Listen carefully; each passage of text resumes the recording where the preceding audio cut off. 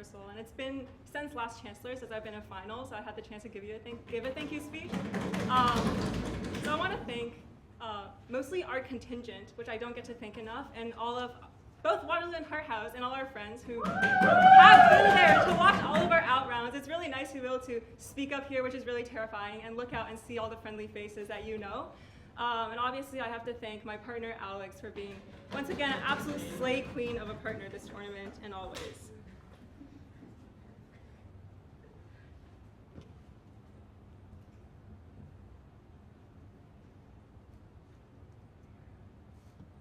Humanity's downfall was the thousands of years of built-up systems that have oppressed women and racialized people and minorities. In this speech, first characterization, how they redo the harms and how people are happier and generally more equal on our side of the house. First on characterization, this is gonna be very important. We're gonna say that the planet people are being sent to is probably good. It may look like another Earth for the sake of it, we'll say that. Presumably, if society, which is advanced enough by that time, is sending people 500 years out, I think it's gonna be successful. Nothing to debate on that. I wanna talk to you about the library of technology. I'm gonna say presumably they're gonna have the resources and ability to recreate technology that was in that library of tech. So like, you know, tech is by 2569, probably like the tech is gonna be that good at that point. This is to say things like they can have laundry machines, they're gonna have farming technology, they're gonna have automation. There's probably enough resources for everyone, only 10,000 people, and I think this is very critically important because there's gonna be no competition between people to acquire resources. But more importantly, the Library of Humanity, I think, is going to be more or less contained of objective views on ideology and philosophies of the world. Because there's probably going to be competing, yeah? Sorry, I don't think that the motion allows you to fiat in that there are going to be like enough resources beyond the 10,000. Sure, I'll prove it to you. I'll prove it to you that there's going to be enough resources. I think that humanity can probably project within 500 years a number of people that are going to reproduce and provide the resources for that. I don't think, if they're going to send the ship off, they're going to do that, right? Okay, Library of Humanity. Why is that going to be more or less objective? I think there's competing world powers probably at that point in time that ensures that many ideas will be included in there. But more importantly, it's going to be interpreted in certain ways. I think that what happens is people are going to, these children or fetuses are going to read it when they're old enough, and I think all what's important about many ideologies that humanity follows currently is that they all promise a perfect world achieved via very different mechanisms. It is uncertain who and what religion achieves the best world and best outcome. And I would think happens is the allure of power and the promises of a utopia will often get to people. This is to say that the text can probably show why fascism exists, but it can't really show why it's bad because perhaps there's a fascist power at that time that prevents that from being said. So this, and then what this education system looks like. I think it probably raises them to adulthood and teaches them basic human skills that parents usually do, like empathy, for example, or how to be nice to your friends. It's probably able to avoid imparting important knowledge that is fundamentally a part of the Library of Humanity, so philosophies, ideologies, and religions. And I say yes, you can learn how to be nice to people without understanding philosophy. How is it that the harms get redone? I want to explain what caused humanity's brink of collapse in the first place. I'm going to say it's probably not a natural event because we have 8 billion people already. It's probably not an asteroid because that happens every 100 billion years. It's probably something like a biovirus, like climate change or nuclear war. What is key to know about these causes of humanity's devastation is because it's caused by us ourselves using the technology and resources that we have in a detrimental and poor way. It's likely to look at things like our natural resources getting depleted, and then we have to fight for them. This is often a cause for many issues. For example, we fight nuclear wars over, or threaten to fight nuclear wars over resources and political power, and things like capitalism and the plight of unnecessary greed for food and random shit that causes us to have issues such as climate change. Thus, I think that imparting this history and these philosophies that cause precisely this onto this group of people, on our new humanity, is detrimental. Why is it that they will follow it if we give it to them and not just use it as a lesson learned to avoid? Because it has to be objective, it is uncertain what is correct and what is wrong, whether actually capitalism is a good thing for humanity or a bad thing for humanity, and what the lessons learned from it are, cannot be fundamentally included within this book of humanity. It means that you have to give them then the tools now how to understand how to do the harm. This is to say no one fundamentally knows at birth how to do harm to other people. So this is to say, for example, by reading this book, you learn how to oppress women, because when you were born, you never know how to oppress women until you were taught by other people how to do so. You think about like how babies learn. They see examples of what their parents demonstrate, and they see examples of what is shown them in picture books and what other people in the world do. And I think at the point at which these people are like age 10 and they learn about humanity for the very first time because they finally learn how to read, they are basically babies in the context of what humanity operates like beyond basic things like empathy and care. This means that they're extremely vulnerable to look at this, and even though it's objective, be able to pick up on things and learn the mechanism by which oppression is able to happen. How is oppression alleviated on side before that closing? Why is it principally justified to deny the future of humanity things that give us fulfillment in life, like art and philosophy? I don't understand why those are things that that principle necessarily outweighs that the damage that they're going to do directly that is tangible onto people that I can explain to you in this next argument. Why is it that people are happier and there's more equality and generally a better society for all 10,000 of these people and going forward on our side? The reason that certain harms exist, like the oppression of women and racism, is because they didn't actually exist until things like religion stowed fundamental differences between us, until the agricultural revolution put women in the home because now they had to make the trade-off, you can't do physical labor, so you have to be in the home, and how colonialism racialized so many people. This is to say things like matriarchies fully existed until a lot of these things that came later on, that will exist in the Book of Humanity, came along. The difference then is on our side, there is sufficient technology such that these things do not have to happen because we think that differences occur fundamentally from competition and a scarcity of resources. How will they get fixed? Think of when people were tribes. There was significantly less mass conflict because there's a lack of division in people sown by things like religion and competition for resources. There was enough to go around for everyone if we collaborated and worked together. How we're able to fix the situation right now that I talked about earlier is by A, considering there's enough resource and technology, I think there's an equal starting point also for all these babies. This is to say that these babies are born not able to recognize gender, race, religions, and duties until they are taught. So the system that oppresses women and has racialized people necessarily does not exist no longer on their side. I think the new humanity is likely to manifest in a positive way because the education system ensures there's empathy and care. But because of the resource and technology, there's no competition. But what the delta is for their side is that they don't separate the ideals that have separated us for generations. This is to say that on our side, these children are born equally and they have no understanding of the differences they have at birth until they are told so. There's also C, no competition on our side, because I think children learn about competition when that's something so fundamentally sewn into the capitalist system that ought to be presented very thoroughly in the library of humanity. For the reasons that we think that humanity is better off on side OG, why it's so fundamentally important that we prevent the systemic harms that have existed in our world from harming this new humanity we're proud to propose. I'd like to thank the Prime Minister for a fantastic speech. I invite up the leader of opposition. Here. You probably only have a couple of decades to make a functioning society for 10,000 people that are probably plopped in the same space to be able to make a viable society to continue the human race. I think that this is key because if you fuck it up now, I think that you make irreparable damage. I just want to point out that if you look around you, there's entrenched institutional problems and infrastructure that is set up with people of power that have vested interests in creating inequality. If you set it up in the way that opposition or government is proposing, you're likely to repeat those harms and have no mechanism in which you revert them. So a couple of points on framing. One, I think that there is an intrinsic likelihood with the human race to create violence for a couple of reasons. One, I think that there's arbitrary metrics that humans have to create division based on inequality. This looks like probably if you're just starting out into a new world, you probably you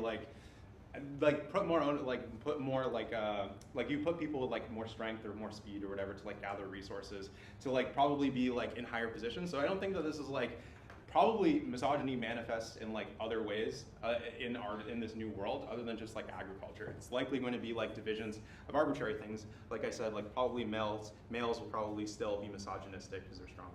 I think that there's also affinities to people who are similar to you. I think that people are likely to give resources to their friends and families, for example. I think that in a scarce society, you're probably going to do things like steal, create violence and things like that, hurt others, to be able to give to people you care about more. But also, I think that because religion is a phenomenon occurring by people who are introspective and wondering about their place in society, I'm gonna get to why this is particularly going to be pervasive in like people who have literally no idea why they're there or like what they're doing because the historical text is gone. I think that it's more likely that people who have contradictory beliefs which are intrinsically tied to their identity are likely to also create conflict because their beliefs are of where they go in the afterlife or a deity that they ought to do things to appease are contradictory will make them have conflict likely. I think that the library, the humanitarian library, provides unique tools to be able to resolve this conflict in a couple of key ways. One, I'm going to talk about how you avoid irreparable damages through things like systems of governments, consequences of violence, and then I'm going to talk to you about how you maximize productivity through being able to build stable economies and identity crises. Okay, so first on systems of governance. Before that, do I have POIs? Anyone? Go ahead.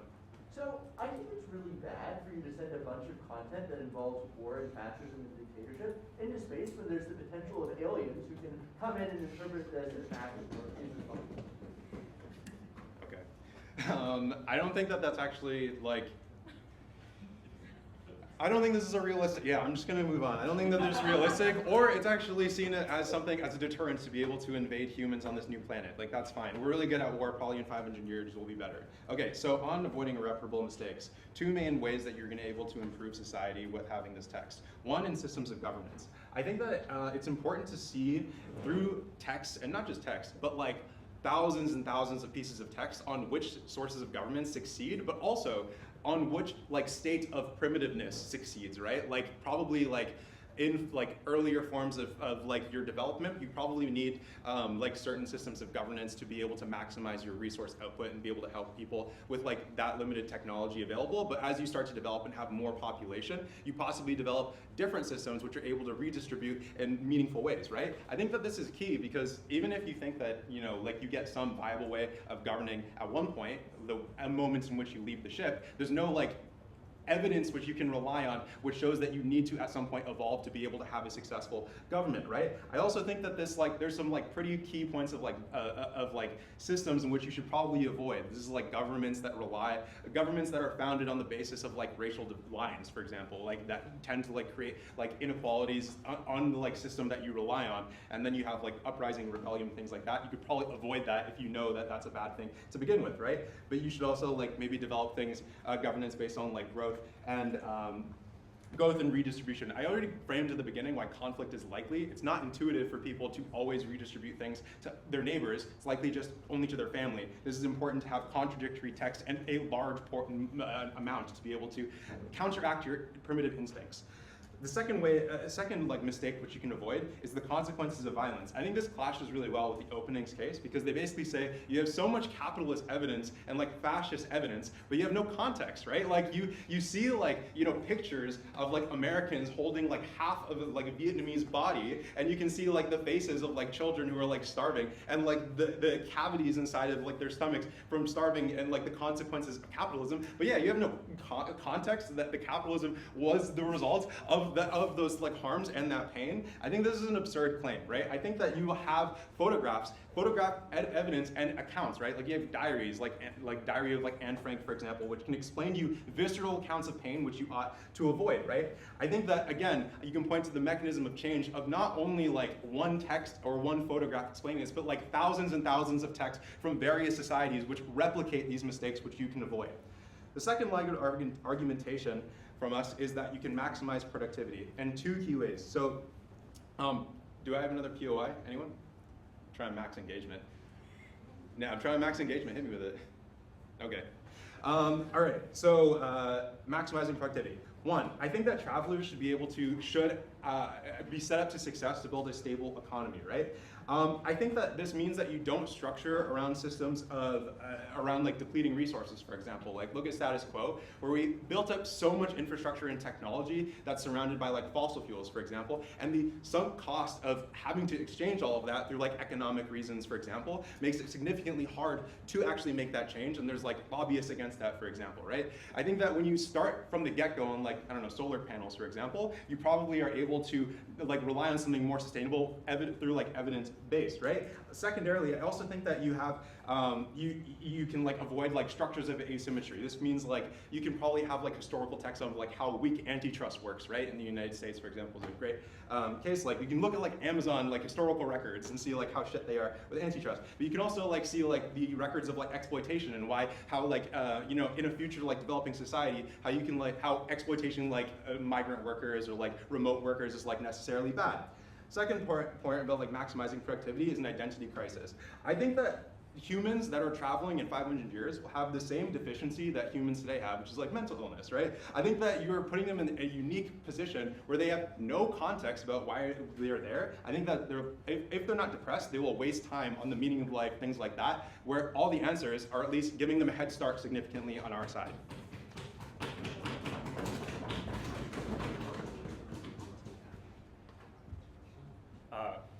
Very quick thank yous. Thanks to UW Debate. We're a small school, but we're pretty good. Thanks to Brendan, because he's pointing at himself. Thanks to my partner, Guo, for being my debate partner and my partner. And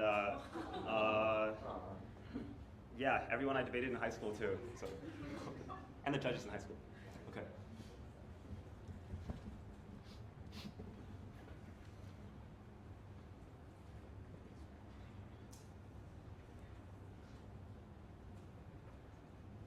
Let's talk first about setting up systems and why we're going to be fine without the text of the history and mistakes that humanity has made. The first thing to say is that this world is entirely different, and so a lot of the lessons are not applicable. The history that we've lived in is one with billions of humans, but this is one where we only have 10,000. Mainly, we think that this world is going to look like a few things. The first is it's probably an environment similar to that of Earth, because we're looking for a similar habitable planet, which we think therefore like is going to be at least better than Earth, maybe worse than Earth, but we can say somewhere similar, kind of in the middle. The reason why this is likely then is because we've had a long time to look for it. It's 500 years away, so it's not like we just picked the closest moon of like Saturn, which is also habitable and has lots of water or something. But we chose a decent planet which likely has enough resources for this like minuscule amount of 10,000 people. Considering there's probably like life already existing here that flourishes and is habitable, which means has like water and like has life, it means we're probably going to be okay in these ways. The third thing though is that we're going to raise all people kind of the same. I think this is pretty obvious in the motion. It says that like we're going to nurture all of these individuals. They'll be educated to be functioning 18-year-olds or like adults essentially, which means likely the education that everyone is taught is probably going to be a similar curriculum that gives everyone the same set of skills. So therefore, a lot of the things that we learn from these texts are no longer applicable. The second thing, though, is a lot of these past systems that we might want to set up or copy from the past are harmful or cause conflict. The counterfactual on our side is that we avoid giving them these divisive tools like religion, racism, sexism, or ways to actually divide people. And we think that the reason why this is less likely to happen on our side is because there's no longer scarcity in this area because of the fact that there's enough natural resources for everyone. Secondly, though, is because everyone is born equal in this environment and raised the same. Everyone pulls up off this ship, is 10,000 people. They're all kind of like equal and have an equal starting point. There aren't things like what country did you come from, what income bracket are you in, and so therefore a lot of these things and like potential ways for divisiveness to form don't seem likely to actually happen.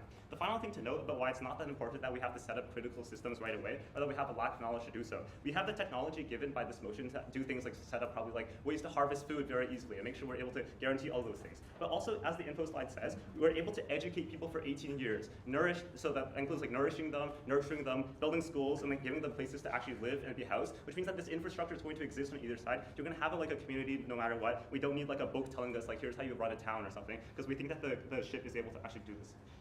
The second thing I want to talk about then is about why these systems are likely to why like divisiveness isn't likely to happen on our side, or like more reasons. The first is that there's only 10,000 individuals, so I think it's going to be obvious and clear that all of these 10,000 individuals are very important, because it's less like people aren't expendable than when you have billions and billions of individuals, and probably everyone knows each other or is connected by a second or third degree, which makes it much more difficult to like kill other people in your community, because you know that others will care about those people. The second thing though is that technology equalizes individuals, so this probably means that a lot of things that might make like, let's say that if women are weaker, for example, it doesn't matter if technology is good enough to make everyone like enhanced in terms of like bionics or whatever, so they're like equal in those ways. The final thing though is that it's not right to say that just because people are different means that they're actually unequal. So in the past, before like when humans were just hunter-gatherers, yes, it may be true that men hunted more, but women took care of children and were like raising children as well. And in the end, men still gave food to like the women because they understood that it was important that everyone actually got that and that everyone played an important role. So these divisive ideas don't necessarily manifest just because individuals are different.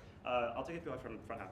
Yeah, we actually don't have scarcity on Earth. So why does Jeff Bezos still hoard all of his wealth instead of giving it to the clearly poor and suffering people? I think we do clearly have scarcity, right? We're low on natural resources and all of these other things. Like the fact that people fight wars over oil, people fight wars over water. You can say that exactly, like if people could like sort things out exactly in a perfect system, that would happen. But like clearly on this planet, we don't have to deal with those issues. The second thing though is that let's talk about the comparative. We think there's a large informational hazard on their side of the house. So there's what happens is that they take ideas that took thousands or like millions of years to develop in terms of humanity's history. So only recently did these ideas such as like racism or sexism actually start. We think if we start from scratch, it would equally take like hundreds of thousands of years for people to get these harmful ideas, and we think that amount of time for them to establish is especially beneficial because we don't think these ideas would occur anyways. We think that human nature is good naturally when we aren't placed in competitive environments. So when we aren't debating, Jaleelah is very nice, but when we're debating, Jaleelah is very mean. So we think that clearly illustrates the fact that people are actually like decent individuals. We can see like pre-industrial era when like apes existed and everyone took care of each other within their own groups, and like overall we think that people are sympathetic or will be taught sympathy because of the like computers in this that like are raising you early on, and therefore we think that you're going to be raised better on our side. In this book, what is likely to actually exist? The first is I think the book doesn't include commentary on what is right or wrong, because like that isn't part of the motion. It just says we'll give them everything, right? So like they'll have harmful texts such as like the Mein Kampf or something, or they'll tell you about the history of fascism, they'll tell you about slavery, they'll tell you about like how people were divided until 1960, they'll tell you about all the genocides that have happened in the world. All of these things will be in this text. Yes, it will also mention things like democracy, but it won't comment on like what is right or what is wrong. We think the majority of humanity's history has been dark in these ways, and therefore most of it is going to be filled with harmful information. The issue is that people aren't going to be smart enough to kind of discern what is actually right or wrong. I think that a lot of these stories and things like Marxism, for example, are sold to you as a utopian vision, even though it ultimately can end up being incredibly harmful. But people are going to be reading different parts of this book, which is this incredibly vast book, picking up ideas like anarchy is actually the best, or capitalism is actually the best, or some other form of that, right? And we think therefore then because all these ideas seem promising and seem like they can be good, there's going to be a lot of division and clash in terms of how to actually implement these ideas, which makes things much, much worse.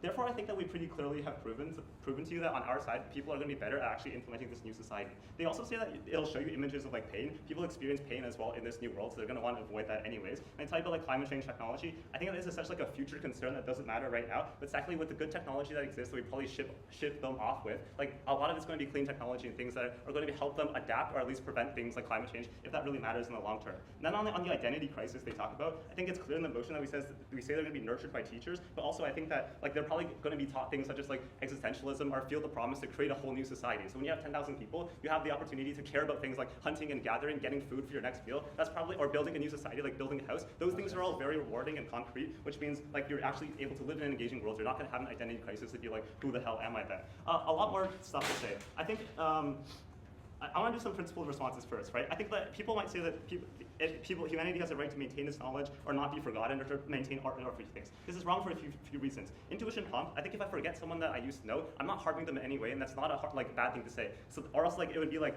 I somehow wronged like that kid in kindergarten that I forgot existed. There's no practical impact to this, and I don't think it matters. Rather, the goal of humanity should be to advance the species. The most important thing in information that we must keep is the biologically encoded ones that make us the humans that we are with like 5 fingers on each hand, and that things like art and whatnot don't actually matter. A further intuition prompt is that we don't show pornography to kids because it's harmful, even though they might like somehow have a right to actually view these things. But the thing is that we're able to avoid harms, and therefore it's actually a good thing that we aren't just like showing everyone everything. Like this right doesn't actually exist. Finally, why don't aliens matter? I think that humanity hasn't found any aliens yet in this world, and it's likely space is likely empty, and therefore like we're not going to engage with them in any way. It's not like an alien is going to intercept the book and be like, oh my god, this is a threat to us. So I don't think that's likely to happen. The characterization that is on our side, we have a scarcity-free world where people avoid divisive ideas and can form without having a lot of conflict at all. Very proud to propose.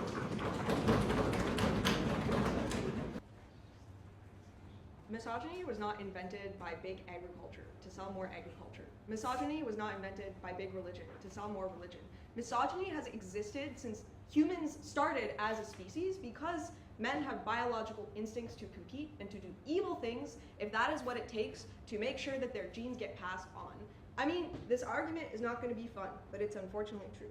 I'm going to explain to you why divisiveness would definitely form, why this society isn't sufficiently different that we can just hand wave away and be like, of course no one will instinctively repeat anything that humans did on Earth, why the text is complete and does include opinions, and why the ship can handle it is not sufficient for them to prove that a society will start up and will be sustainable. Starting up on why divisiveness is definitely going to form. I think that people have evil instincts based into them. Children steal shit from each other all the time. They push each other over at the playground because people have an instinct to want things for themselves. When you see a shiny marble, you want to play with it. You're not born with the ability to know, maybe I should share that. That's something that you need to be taught. People naturally want things for themselves in general. Number 2, people don't just want their genes to be sufficient, they want their genes to outcompete other people's genes. And this is, unfortunately, why historically, even in hunter-gatherer societies, even in matriarchy, things like sexual assault did happen.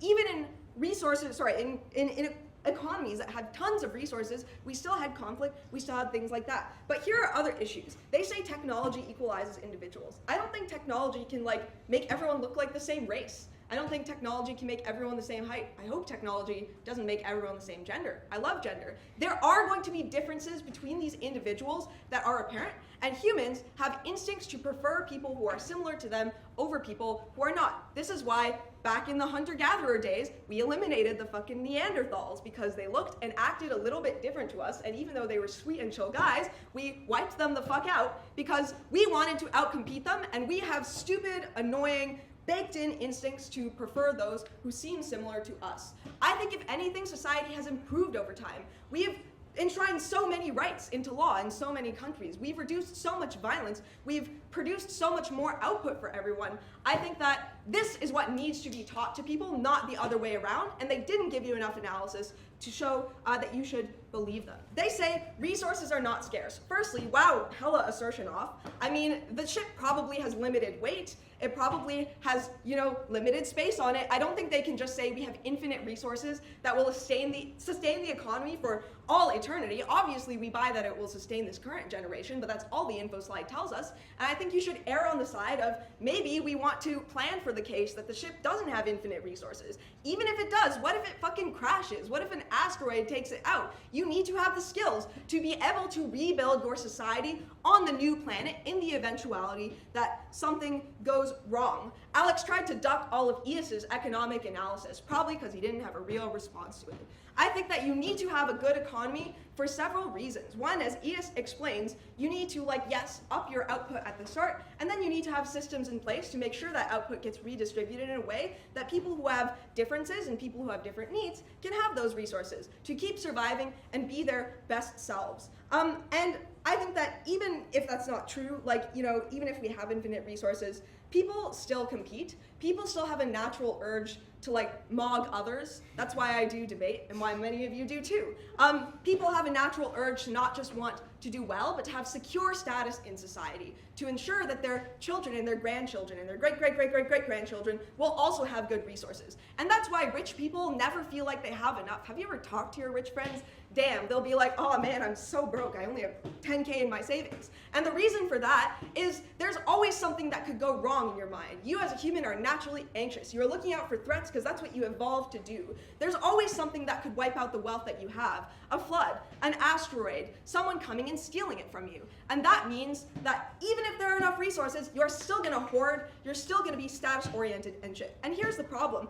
If we don't set up our economy correct, it doesn't matter how many resources we have. Do you know how many great economies have existed and fumbled generational leads, like the cradle of civilization and shit, just because they didn't set up functioning societies in time? Well, guess what? This planet is different. Now we don't have hundreds of years to trial and error. Now we have 20, or it's done and we're extinct. And that's why you should err on the side of giving people the resources to learn. Second thing that their case is hung on is that the text is not complete. It has no opinions. Read the info slide. Political theory usually contains opinions about how well things work and how well they don't work. Same with philosophy. And as Eyas says, historical accounts by victims typically do have opinions on that. I mean, I don't think Anne Frank's diary was like, here's an objective account of what is going on in Germany with no opinions for you people. I hope that you guys have read that for yourself. I think that it is a much better idea to give people these resources, and I think that Eyas's analysis is largely untouched because their response is just like, trust me, bro, no, you'll have no idea whether communism actually worked or not. I think you will. I think you will have an idea. You'll have the historical records. Even if you don't have opinions, you'll see that their economic output declined and the society fucking collapsed. Yeah. So all of this are also reasons why it's the case, evolutionarily, that people are probably still going to resort to violence and oppression. even though they've been warned But before. here's the thing, Cam. When we can set up systems that can counteract that violence and oppression, then we're fine. When we figure out how to set up a rehabilitative, like, prison system, or a carceral one, I don't fucking know. Like, if we figure out how to set up prisons early on, then people don't go on killing sprees. Like, people don't shoot up the spaceship school and wipe out a bunch of kids, which, again, is very crucial. When we have, like, you know, state-sponsored, like, subsidies for poor people in place, we don't have, like, mass revolts and, like, you know, people forming wacky religions and cults and fighting each other on ethnic lines. And I think that is super good. Why does this outweigh any shit that CO is going to tell you about the value of art? One, because I think existing as a society is probably a prerequisite for enjoying things and for sustaining culture in the future. I think that if you exist as a society and your economic, like, structure and your political structure are resilient to people stirring up trouble, then you can create all the fucking art you want. Yay, hooray, whatever. Two, though, I think that people's principled right to live probably takes precedence over their principled right to have their art preserved and their culture preserved. So I think that you should weigh our analysis on, you know, the practical benefits of having a functioning society, one that is set up to counter people's evil instincts. I think that is a really good idea. We oppose. I'd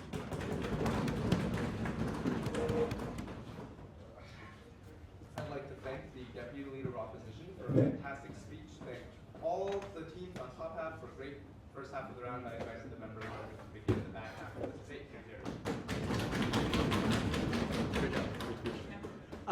Hello. Before I start, a few thank yous. Most importantly to the contingent. I love you guys very much. Whose house? Whose house? Yeah. And one of the things I like the most about Hard House is our mentorship system. I would not be here without Arpi being my mentor. And although Ibrahim was not formally my mentee, it's been an incredible pleasure to debate with him. If you're not in 4th year and graduating like me, like, I don't know, good luck in future years, because that guy's gonna just kill everybody. And also thanks to Andy, who I was in finals of this tournament with last year. We're gonna avenge him. Okay, so true, so sly. So I think the flaw in the OO case is incredibly apparent. They're like, yeah, humans have all of these motivations to do terrible, violent things to one another that are evolutionary coded. But when this spaceship lands, they're gonna create, like, prison reform? What? Like, I think the very simple response to this is that people have these motivations from the jump. When people start having conversations about, hey, people are committing crimes, how are we gonna solve them? I, the, like, jacked Chad of the, like, new spaceship society, I'm like, wait a second. If we have prisons, that means I could go to jail for stealing from Brandon or Ibrahim, and I really don't want to go to jail from doing these things, and so I'm going to really strongly agitate against the creation of these new jails, and furthermore, I'm going to use my brute physical strength to punch the people, the lame nerds, who suggest these ideas. And I know that this is, like, a little bit ridiculous, but I hope it, like, illustrates why it's the case that OO is, I think, quite self-defeating. The other big problem I have with OO is they say, like, you've got 20 years to live, otherwise there's going to be this huge crisis. I think this is quite assertive. Like, humans survived as, like, pretty dumb cavemen and, like, pre-human races on Earth for, like, a really long time without anything terrible happening. Like, maybe you lose, like, 2,000 of the 10,000 when, like, an asteroid strikes the planet, but, like, humans are pretty resilient guys. I also think to the extent that the spaceship is there, you probably have, like, quite a bit of a jump on the early cavemen, like, who were able to keep themselves alive. You have some amount of food, you have some amount of resources, protection from the elements, all of these things that I think makes the great urgency that OO talks about actually not all that urgent to begin with. And I think the biggest thing that you have, as our opening rightly points out, is this library of technology that you can probably use from the onset to create, like, very basic things like sundials or, like, water collection systems.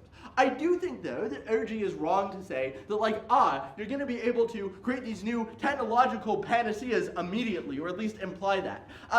And sorry, to be clear, I'm not knifing them. This isn't a claim they make. The implication seems to be that you're going to be using the technology immediately, but it's actually really hard to, like, develop technology, right? Like, even if you have the schematics, like, someone's come up with the idea, you have to, like, locate and harvest the natural resources. You have to, like, teach people how to, like, properly deal with them. Like, there's a good period of time between, like, humans coming to this new planet and them creating, like, the utopian city of the future that OG, I think, tries and ultimately fails to save will take place.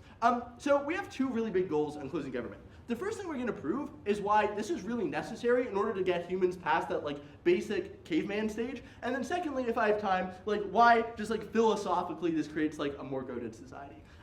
Couple things. First, I think that this requires a clear counterfactual.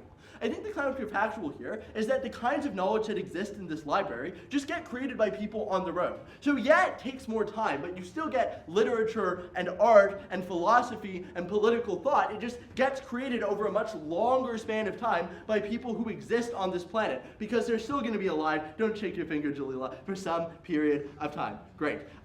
So why does this impede adaptation then? I think to the extent that it is that you come onto this new planet with all of this information about a planet that is probably somewhat geographically and geologically different than the one that you've come to, one where, you know, the realities of how human society developed are quite different, where people didn't just jump from like caveman to like, you know, reasonably okay positions. I think that like, I don't know, you probably have like different expectations for what society ought to look like than are like most evolutionarily ideal, right? Like you probably read great literature about like New York City and you're like, wow, that sounds great, like let's make that here. You probably read about relationship structures like monogamy that are really like hyped up in this literature in this library, and you think that this should be a model for your society. But in actuality, we have no idea whether or not those things are going to work on this new planet, where you don't know what resources we have, where you don't know what the geography of the planet looks like. Should we create countries in this new planet? Maybe they don't have oceans, right?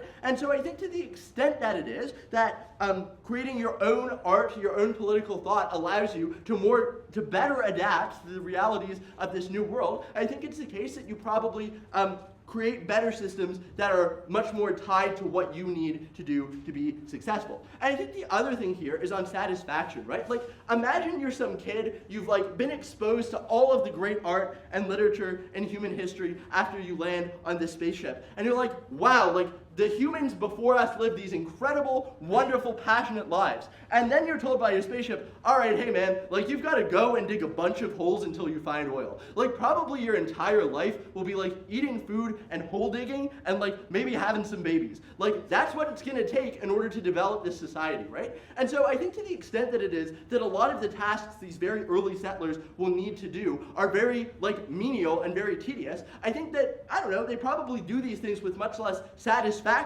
than if they didn't have access to all of this information about much more modern societies. So not only is this just like kind of shitty for those people because they live lives that are less meaningful, but I think much more impactfully, it means that they are less likely to do these tasks, right? Like you get more very intelligent people who become depressed because they know that they'll never have these opportunities. So they don't go out and hunt and gather and contribute to the society, and the society fails. Ibrahim will take two. I think the last thing here is just distraction, right? Like these kids have the equivalent of like unsupervised internet access. And I think it's like really challenging to like devote the time to doing these really essential like survival tasks to the extent that it is that you can like sit down and read Kafka, right? Yeah, sure. Okay. Okay, I think the fact that people are born with latent evil instincts and the fact that they generally want to set up a functioning society so that their kids can survive can very much so coexist, and clearly do in all of us. No, see, they want their kids to survive. They don't want the other kids to survive. So they can set up a fully functional society where their like white kids are okay, but not where the kinds of problems that OO talks about don't exist. I guess the last thing here, so I think ultimately what we've proven is that to the extent that it is that people create their own art, that they're not distracted by a world that they will probably never inhabit, they make this society develop in a much better way. But I think once it is the case that this society is fully set up, that they have new technology, all of these things, there's a couple of other really great benefits. Number one, I think you have a much smaller role for new artists in society, and this is the thing I'm going to focus on actually. You have a much smaller role for the people who create new art to the extent that there is years, decades, centuries of all of this art that came before them. And so when you have people like OO talks about who want to be fascists, who want to oppress, I think there's very few people who have creative skills, very few thinkers, very few people who are elevated to a position where it is that they can oppose these people. Because all of the best thinkers are from the past. To the extent that it is that people are better able to challenge fascism, we probably access OO's impacts better. Very proud. Run a little bit of a vertical do some funky extensions and then briefly refute the government side. So first of all, on opening opposition, I think the biggest issue in their case is that they tell you why discrimination is so natural to human beings, why it occurs naturally, why it is going to originate however. And their solution to this is that they're going to be able to read in this library of knowledge and know that, that discrimination is bad. The issue is they never explain to you why they're going to think that discrimination is bad. They just assert that people knowing what discrimination is are going to fundamentally think that is bad. I think that is missing some mechanization, so I'll provide two mechs for you. First of all, I think people, when they look and see like the trends of human behavior, such as discrimination, if they see that the outcomes are fundamentally bad in ways that appeal to them, like more people die as a result of discrimination, or people starve as a result of discrimination, I think that leads them to believe that discrimination is bad, and that forces them to away from like discriminating patterns of behavior. Secondly, I think that just by having like different perspectives on the idea of discrimination, you were able to then like discuss those different perspectives. I think by having multiple perspectives available to you from the get-go, you are then, as a new society without any prior biases, able to discuss and figure out what is most like beneficial for your society. So I think that is how we actually get good outcomes against very problematic human behavior that opening opposition fails to mechanize. Okay. Next extension then, on interpreting science. I think that given that you are sending this ship with the Library of Science, but without the Library of Humanity, I think that poses quite a few very terrifying potentials for the misuse or like the failure to use certain technologies that are instrumental for your survival. The first is that there's a lot of technology that we know about that's actually pretty bad for you to use. But if you just send the Library of Technology, you don't know why those applications are bad or which specific technologies are so bad for the outcomes of humanity. For example, there's a lot of technology that we have and that we'll presumably know how to build with the Library of Technology that's quite addictive. For example, like you know how to like build social media, which is very appealing to people. It's kind of fun, but it's like quite addictive. You will know how to build like fucking slot machines. I don't know. I think it's probably bad that you don't know the social repercussions of these things. The social repercussions of addictive, harmful technologies are present in the Library of Humanity, but they're not present in the Library of Science. Secondly, I think there's some technology that you know how to do that's like quite intuitively harmful, but may have some like practical uses. So the practical benefits are going to be shared in the Library of Technology, but the social repercussions are not. For example, like lobotomies. I think you pass on that technology, but you don't exactly know how it's been like abused historically, which is quite important for preventing future harm. Secondly, I think even if you have quite useful technology that is fundamental for your survival, you might not actually be able to apply that technology. This is for two reasons. First of all, a lot of technology that's very useful for you kind of goes against your biological instincts. For example, most people know that like vaccines are good because they protect like all of humanity from getting super sick all the time. But getting a shot hurts. I think that people are probably less likely to like opt into something that hurts them if they aren't aware of the social repercussions. A lot of the social repercussions of getting a vaccine are protecting people around you, preventing things like the plague. I think if you don't know, if you don't have the historical context for knowing why you must do these things, you're less likely to actually implement this technology that is necessary for your survival. Secondly, I think a lot of technology just requires systems of distribution, but these systems of distribution are fundamentally social because they deal with things like human irrationality. Human irrationality cannot be technologically or mathematically explained, but it can be socially explained. You need to have understanding of this in order to actually combat them and distribute technology that is necessary for survival. Finally, I think you have a lot of technology that is too powerful or too fundamentally dangerous, but you aren't taught the morals on how to use this properly. Do a little bit of like a thought experiment of how you know that like stealing is bad, for example. I think a lot of people know that stealing is bad because they're taught that stealing is bad when they're a young child, and as they grow up, they can like kind of see how that plays out in the real world. I think if you miss like being taught those morals fundamentally, the time lag it takes from you empirically discovering them is too detrimental for all of humanity to use. So if you have access to things like nuclear or biological weapons, I think like maybe humanity one day will eventually discover some like morals that are kind of implicit to humanity. But I think in the time before you discover that, because you're not taught, there's massive potentials for irreparable harm. Like you must know the consequences of using certain technologies in order to avoid the mistakes of misusing them. So people are often like pretty bad at like representing like how much harm they think. For example, a lot of people like play the lottery. They know mathematically that it's very unlikely that they're going to win, but because humans are irrational, they cannot rationally interpret those numbers even if they logically know what they mean. And there are also like a lot of unintended consequences that occur as a result of human irrationality. Note that this is prior to opening opposition, because I think like most societies can probably like vibe out a new government. Like if you have 500 people, it's probably not like completely detrimental if you don't establish democracy right away. You can probably like figure out some sort of system. But if you nuke yourself, that's pretty hard to come back from. Okay. Next point then, on creating a life worth living. I think that in order for humanity to survive, they probably have to want to be alive. I think wanting to be alive is something that like you are able to address with the Library of Humanity. I'll take a point from opening if you have, and if not, closing. Sure. Your case is about wanting yourself. The most imminent instinct you have as a person is hunger, and probably how do I get food and be warm. I'm not gonna like make a bomb that has like a big giant star by the instructions saying dangerous. Okay, sure. So maybe you like can establish some food, but I think eventually you probably will develop these technologies insofar as people are selfish and people are greedy and people want more like resources for themselves, and weapons are a way to get that. I think that it's quite intuitive that people want power, they want like more resources for themselves. If nuclear weapons are a way to get that, I think it's likely that people will develop nuclear weapons. Okay. Yeah, so most people have a desire to know exactly why they are alive, what the purpose of life is. I think that you have better like life satisfaction on our side of the house because you have a greater diversity of perspectives. I mean that for the average person that is kind of aimless in life, given the sheer amount of diversity of different philosophical perspectives, people are more likely to find a philosophy that actually sticks with them instead of waiting for them all to reemerge. I think in like terms of time scale, probably have more people that are like less suicidal and more likely to help humanity actually survive.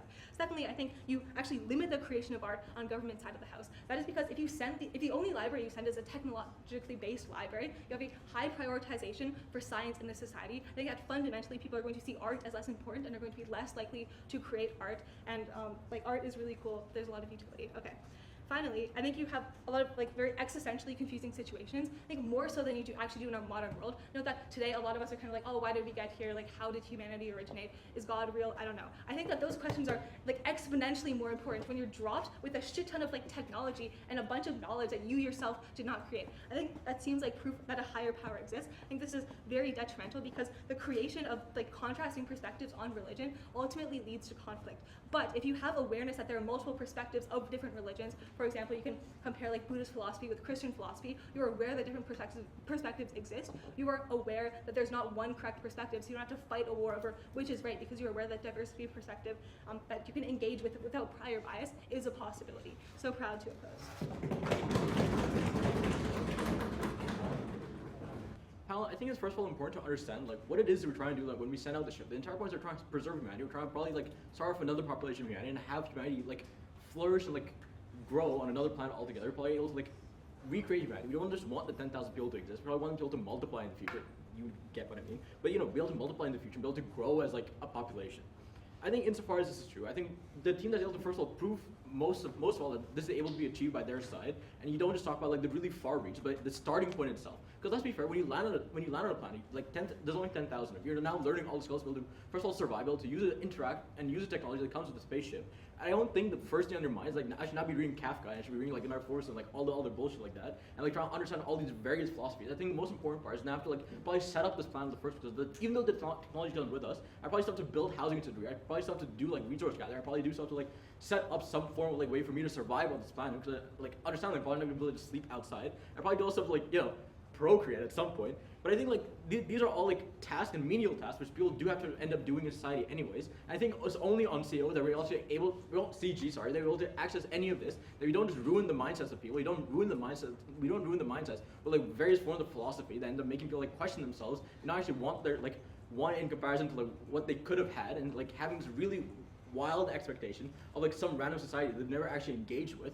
Like, they can't just have these dreams and try and get straight to these dreams. That there are steps in place that you have to first take. But if you get disillusioned from these steps, you're never going to be able to take the first step in the first place. So now I'm just going to go team by team and talk to you about like why I think CO takes this. So first of all, let's just start with opening opposition. Opening opposition gives you all these ideas. Humans are inherently evil, and then this means that first of all we have to have a correction mechanism. What we have through the Library of Humanity that we not only have this humanity, like this correction mechanism in which humans can now be objectively really good human beings. We no longer have fascism, we no longer have like, racism, sexism, any of that. Any of these divisions are somehow inherent to humans. First of all, I think there's two issues with the way this is framed. I feel like there's one link missing, is that the way people engage with education, it's not that you now gain all education simultaneously. It's probably that bit by bit you're now engaging with certain philosophies. It just so happens that if you engage with like probably something that says feminism is a good thing, and you probably shouldn't be an asshole to people, maybe you fix the problem, maybe you don't necessarily fix the problem, people aren't necessarily like convinced. On the other hand, if you have to like read Hitler's like speeches by accident, you're like, maybe this works, maybe this doesn't work. But I feel like to the point at which there's still going to be extreme forms of like literature, there's still going to be extreme forms of philosophy. At the point at which you don't necessarily engage with just the good side, I don't think you necessarily access the full extent of what opening opposition claims. I think beyond all of that, even if people look back at like what previously people have done are probably really horrible things, like killing people is really bad things and probably is detrimental to society. Being like, you know, sexist and feminist is probably a really bad thing to society. I think we've seen it Berkeley. This isn't necessarily like people don't necessarily are affected by this because like these things have been around for a long time. People shouting about climate change being a problem has been around for a long time. I think insofar as like people like are still trying to work towards it, but there's still many people who even after reading this don't still give a shit about the problem. I think insofar as this is true, you don't necessarily access what opening opposition talks to you about. They're somehow going to fix all this by just having literature there in the first place.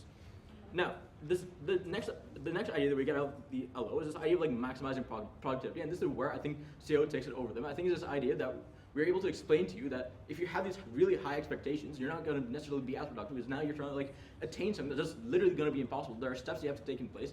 Eve gives you a mechanism for this that you can't just jump to the final step. You do have to like have certain steps like in moral development. The same thing applies to trying to reach a beneficial society, trying to like be able to build back like humanity from like this one starting point. I think insofar as it's true, we're the only ones that are able to like develop a civilization. I'll take closing. Okay, so if your point is about not being able to establish a system of government that is fit to your specific planet, why can't you just Frankenstein different systems of government together to find what makes sense? Okay, I think this point out in POI from like OG. I think ideas like governance and such aren't necessarily the most important metric in this debate. I don't think, but just because you don't necessarily have a established form of governance for 10,000 people right from the get-go, you're now going to have complete societal collapse, complete stoppage of humanity. I don't think everyone's going to suddenly burn to a crisp on the spot. I think it's likely that maybe they'll develop this by themselves, like inherently they'll have some form of like governments forming. Whether this is necessarily a good thing or a bad thing, I still think we are able to take it over as long as you're able to preserve humanity. I think the worst case scenario in this situation is that people end up dying out. I think insofar as you're not able to have this initial progress and initial like steps that you're able to take because you're disillusioned from taking the steps because the expectations are too great and you're not able to ever going to be able to meet them that quickly. I think insofar as this is true, you're going to have a degree of like a collapse of humanity, and you don't even get to the point of like having these governmental systems. Now, next moving on to like closing opposition. Closing opposition talks to you about this idea of like technological like development, and like I think this like the entire CO case is solved by the fact that you have like a safety book that probably says don't nuke people. This probably just brings about like a shit ton of destruction. But I think even on the wider sense, there are like it doesn't have to be like necessary literature, but as long as you're able to prove that there's like, if you're able to write something that there's a danger to this, people are unlikely to actually use it, especially when there's given reasons as to why. I think it's unlikely they're able to like somehow claim that you're gonna get like people absolutely misusing technology and like people immediately start building nukes. Again, there are still prerequisite steps in this situation. If this was true, I think people are more gonna be focusing on like trying to like build humanity, trying to like build up humanity, trying to like build up their homes, build up a society, procreate. But yeah, you got it. I'll take opening.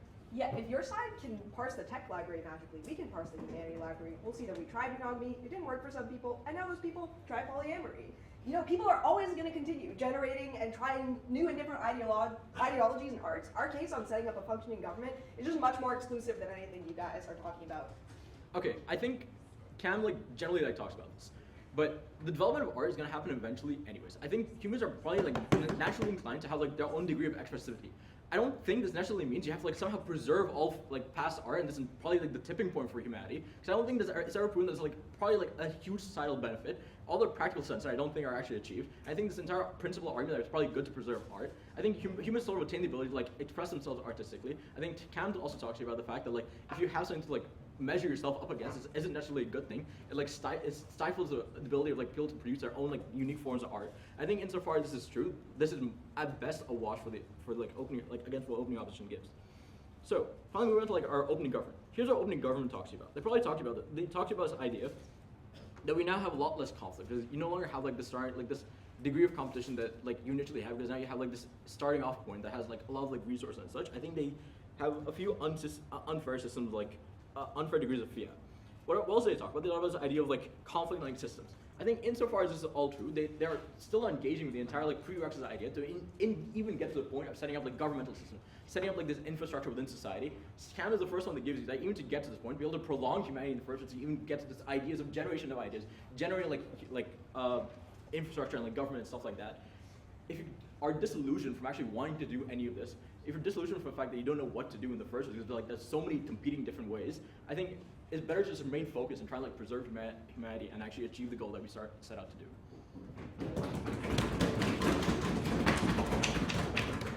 Panel, the thing I enjoy most about debating with Eve is that she creates extensions which are a pick your own adventure.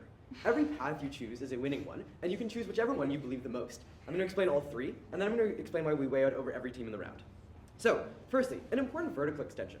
OO is missing a crucial mech when they give you their case. This is not knifing. Cam points this out. Thank you, Cam. What they miss is why, when everybody is pre-biologically determined to be extremely racist and awful people, which probably broadly true, are they then going to read these books and derive the correct outcomes? Eve provides three mechs that I think are all broadly true.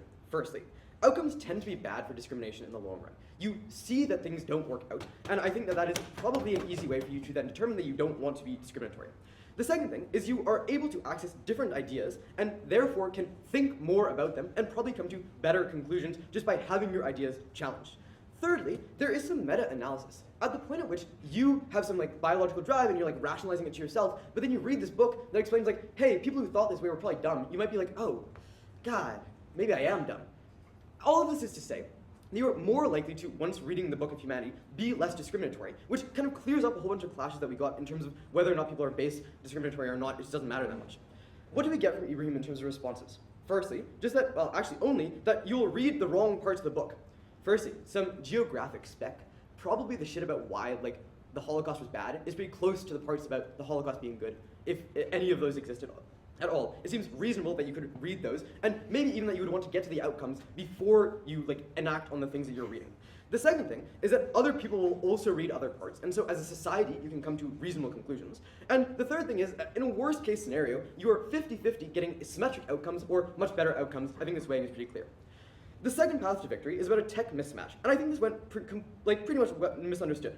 There's 2 points. The first is that it is important that tech and morality grow together, because when tech outpaces morals and context, it is not clear that people will use it properly. Note, this is one in the instances of nuking people, because as Eve points out, people might be selfish and want to do that, even if there is a safety label. But secondly, just in literally not knowing how to use it in the correct context, because there are some technologies that need to be used sometimes and on other situations, and the social context is the most powerful way to communicate to people what that should be. The second part of that is whether or not we will use these things like vaccines, because to be honest, no matter how much technological information we have about how good vaccines are, the most compelling piece of evidence for why people should use it tends to be the social context, which is sorely lacking when we only have the technology. Again, this idea of about a safety book, it misses a lot of the mechanizations. Secondly, the social context is crucial, and also, again, this thing about parsing everything. What this point does is it explodes the scale of OO's analysis beyond just like the first couple of days when people are going to be like racist and mean, and is also, I think, quite unique and important to this round in the sense that the tech thing is important. The third way that we win this is just that we offer you a life worth living. There's 3 necks here. The first is that meaning is hard to find. People probably want it. This is why philosophy exists. At the point at which we can give them some of this philosophy at first, we might alleviate some like mental illness and like some suffering. That seems reasonable. The second thing is that like art's probably a good thing, and at the point at which there's a deprioritization and we don't get art because they don't really know how fulfilling it could be compared to the technology, people miss out on purpose, introspection, and entertainment, and these are pretty valuable things to weigh, especially if you believe that it'll work out roughly the same in terms of survival. And the third thing is about existentially confusing. It is way, way, way worse to be dropped off on this ship where you have 10,000 people and you're like, oh my god, where did we come from? What is our history? I think giving people this like ability to access is probably going to help alleviate a lot of the stuff that we get out of CG in terms of why people are going to like go fucking berserk and just like not plant crops and like survive. But anyways, I'll get to that in a second. I think the weighing then is pretty clear. We weigh on 3 metrics. The first is existence. I think it's probably worse on Gov for the reason we just explained about tech. Secondly, on the quality of existence, is clearly better or at least symmetric. And even in the instance that it's symmetric, the time scale is very important because we access all of the symmetry much earlier than letting people fumble through thousands of years of human history, which, as a reminder, fucking sucked. Human history was not good for the longest time. I'll take a POI from front half. When 10,000 humans existed on Earth, they didn't need an economy or government, and they were happy and procreated. These things are recently established in history to deal with large population scarcity of resources and literally create divisiveness. No team proves why a government economy system is necessary. Alex does an analysis about why education, empathy, and human connection is sufficient. Okay, I'm gonna stop. Okay, so presumably, as CG points out, we want to multiply and like grow the population, and we will need some organization. 10,000 people is a lot of people. That probably needs some amount of organization, and it's important, and this will deal with CG, that the first couple steps are done extremely well. CG ref. Firstly, they kind of knife their front half when they say that like there's like hard to use the tech. Then we don't get any of the bionic equality that we get out of OG. They then talk about the counterfactual, which is that knowledge is created over time. Most of the time we spent creating that knowledge sucked. It's probably better that they start at a good place. Secondly, they talk about how the old model may not work, but surely people can apply it and see and like learn from the messages, see what Earth is going to look like, and like I think New Earth as OG frames is going to look pretty similar to current Earth. I just don't know. Whatever. Then they say that tasks are boring and shitty, and people won't do them because of this existential dread. I actually think that people will be much more motivated to do them at the point at which they see what they are working for, at the point at which they don't have this existential dread about existing and why they're there. And also, it's extremely important that these first couple steps are taken with care, because there's a huge domino effect in terms of how societies are set up, in terms of the future outcomes. This is extremely important, and I think kind of like just deals with the CG case, which again is a bit of a knife, but like that's not a great reason to weigh them out on their own. No, thank you. Sorry. Okay. Everybody else in the round. OG. So OG first talks about, OG doesn't get to fiat that like the teachers are going to be good like when they're nurturing you. They also don't get to say that like regimes are going to be making this sort of thing. I think it's pretty clear that people will be able to weigh on outcomes. There doesn't need to be moral commentary. Also, I think that like this idea about the blank slate, I think OO pretty well deals with it. We expand on it to explain why it's different and better in the counterfactual. But also, I just like clearly think that even if there's no competition and people get bored, that's probably another good reason that people will come to like hate each other because they're bored and like looking for something to do. They then talk about this like informational hazard. So surely there's a way they say that there's no moral commentary. I think we deal with this. The OG case and the CG case, I think, are very similar in terms of just what their focus is, which is on existentialism. And they also miss this kind of base assumption about how bad humans are. At the point in which humans are probably bad at base, at the point in which the existence is probably symmetric, I think we win. Lastly, weighing out over OO. I think OO's case is correct, and they do a lot of extremely important setup. But they miss the crucial mechanism of why specifically this library is important to access the impacts that they want to access. And also, they miss all of this stuff about technology, and also just some general, nice, feel-good impacting about why art is good. So, what do we give you? We've proven to you why the library is a crucial thing, whether at any time scale in the development of this new society, in any way you want to weigh how well it'll turn out, whether or not you need government or whether or not you just care about art. From this perspective, we win this debate. Thank you. I'd like to thank the opposition for a fantastic speech. Thank everyone for what was a fantastic